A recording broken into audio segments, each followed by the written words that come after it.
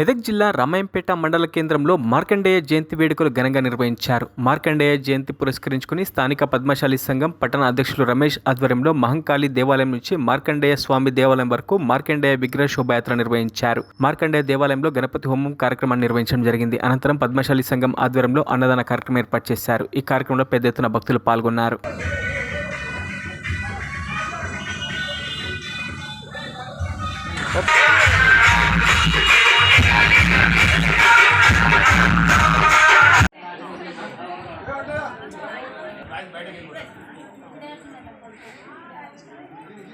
రామాయంపేట పట్టణంలో పద్మశాలి సంఘం ఆధ్వర్యంలో మార్కండేయ జయంతి ఉత్సవాలు అంగరంగ వైభవంగా చేసుకోవడం జరిగింది.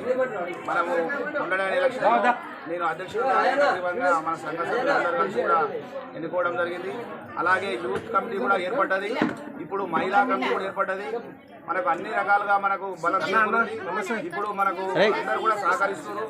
పద్మశాలులంతా కూడా ఇంత ముందు కూడా ఐక్యంతో మనకు సహకరిస్తారని కోరుకుంటున్నాను.